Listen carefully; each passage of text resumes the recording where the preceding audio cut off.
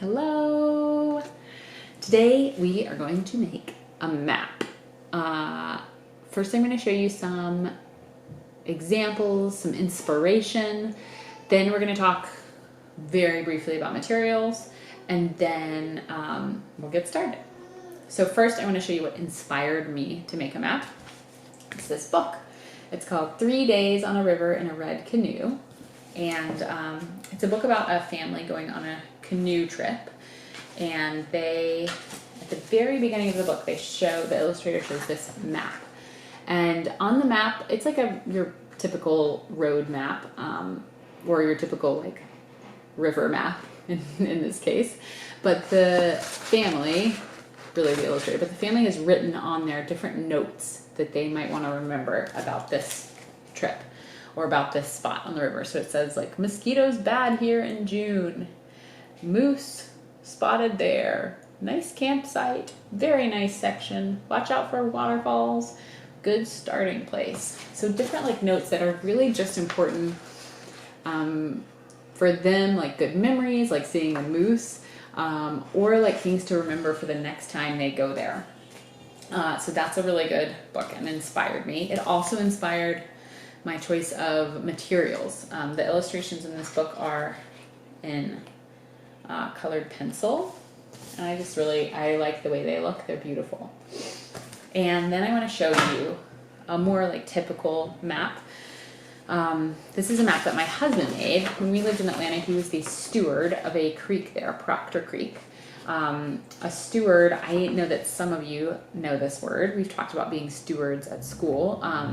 A steward is like somebody who takes care of or protects something. It could be anything. In this case, it was a creek.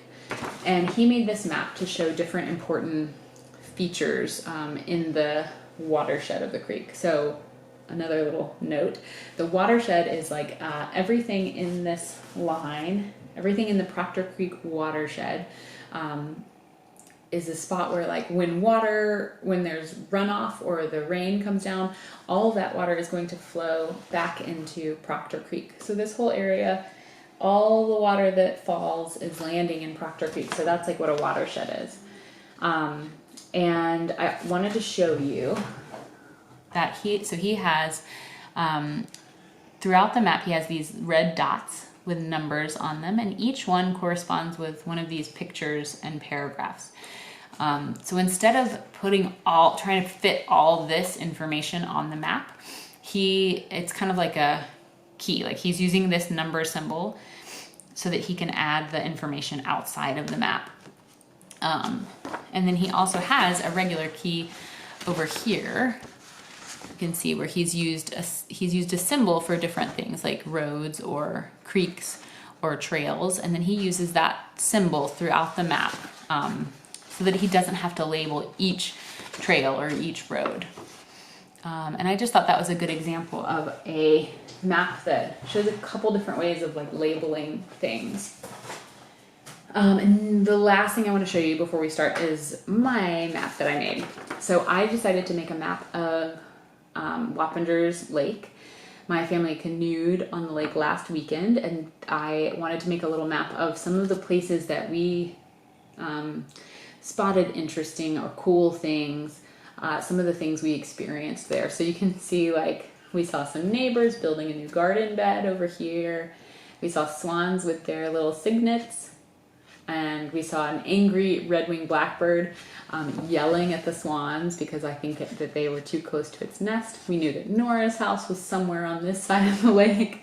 So these are things that maybe not everyone looking at a map would care about, but they're things that were important to me and to my family on our little trip around the lake. So I want to invite you to do a map of somewhere that is important to you or somewhere you visited recently, and I think it would be really cool to label different things on the map. You can label the regular stuff like roads and creeks and trails and things like that, but I think it would be cool to label other things like where you spotted a moose or where you saw some turtles on a log or whatever cool things that you've seen. So all you need is paper and something to draw with.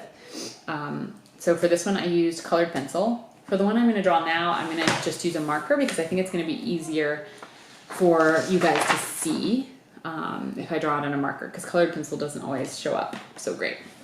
So I'm going to kind of bring my camera a little closer so you can see better.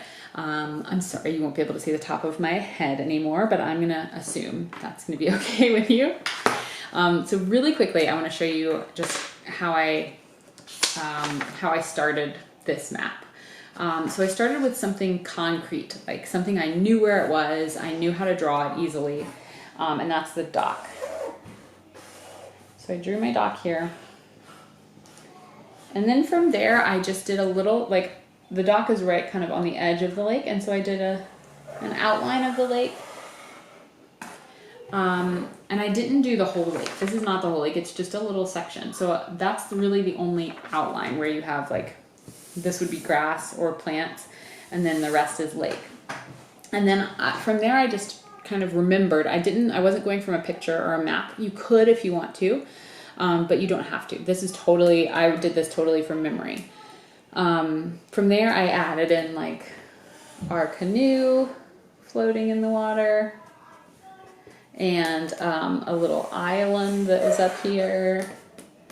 And I also used some arrows to draw, like, that this way is the bridge, and this way, well, is another bridge.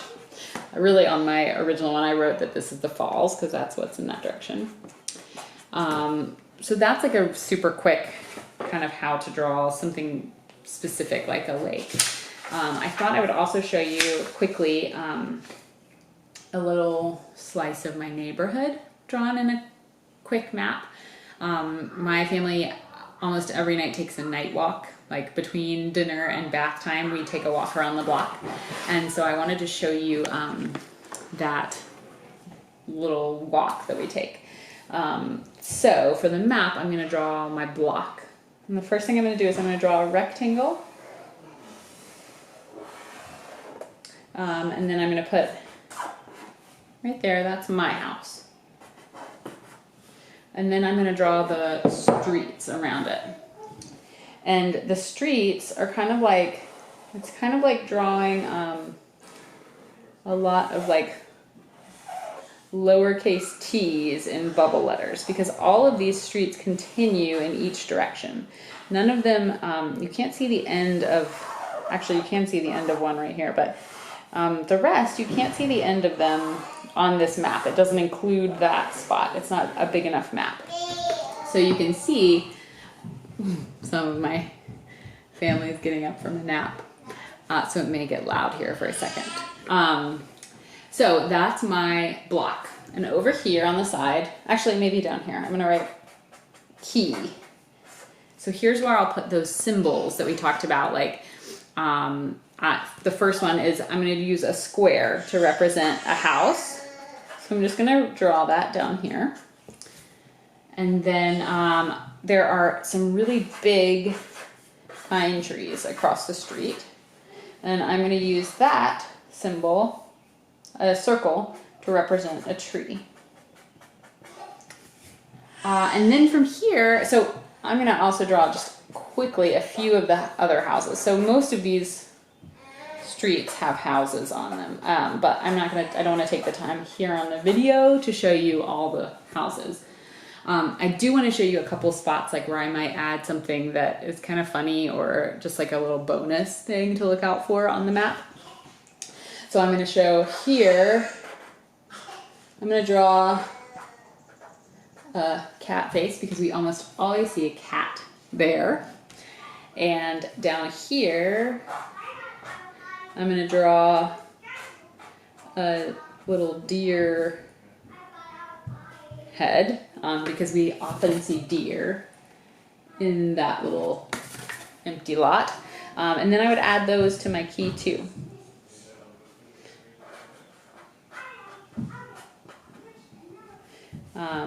Cat, deer. Okay, so you can see my key is expanding, and it's a little tricky because of these trees that are a little confusing, but there's my key in the corner. There's my cat, There's my deer. There's my house. You know, we have some trees in our yard that I'll add.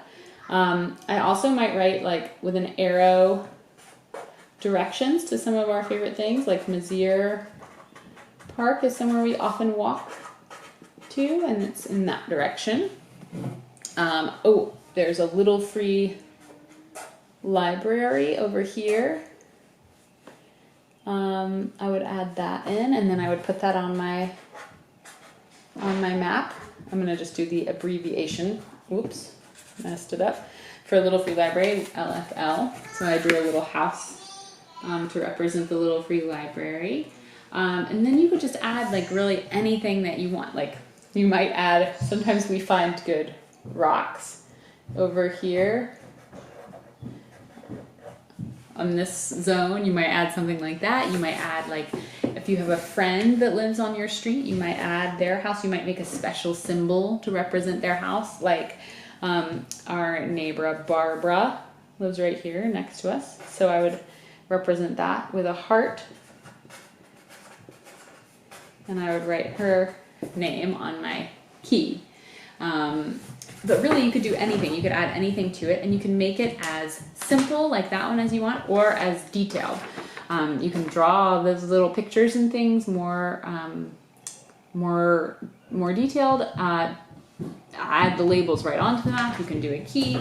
You can keep it simple with just lines. It's totally up to you. I'm really excited to see what you're going to make a map of. I'm curious to see if anybody makes a map of Randolph, or of a spot that I might recognize, like a trail in Wappingers or in Beacon or somewhere that I might see it and think, oh my gosh, I've been there.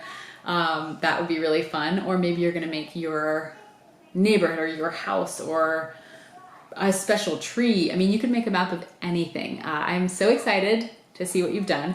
Please have your grown-ups send me a picture of your map. And of course, if you ever have a question, have your grown-ups send me an email. We'll get on a FaceTime or a Zoom call or whatever we need to do to figure it out. And it would be great to see you. I will see you again in a handful of days for another Art at Home. Have a great day. Bye.